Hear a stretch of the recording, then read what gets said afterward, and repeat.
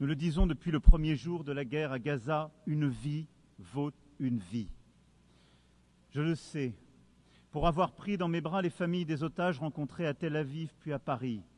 Et je pense à cet instant à la mère d'Eyatar David, otage affamé et montré à la foule par ses bourreaux.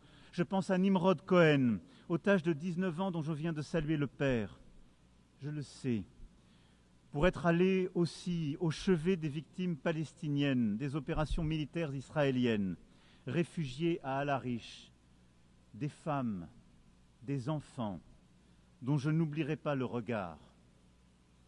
Je le sais, pour avoir rencontré des jeunes de Gaza accueillis en France, et je pense à Rita Baroud, qui aurait dû être avec nous aujourd'hui, et qui continue de témoigner de la détresse de ses proches à Gaza.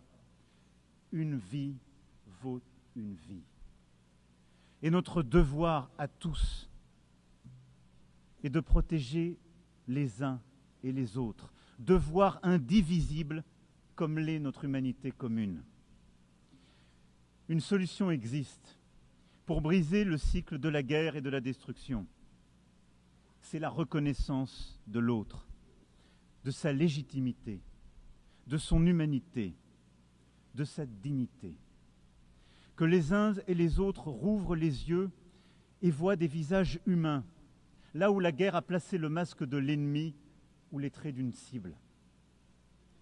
C'est la reconnaissance qu'Israéliens et Palestiniens vivent dans une solitude jumelle, solitude des Israéliens après le cauchemar historique du 7 octobre 2023, solitude des Palestiniens à bout de force dans cette guerre sans fin.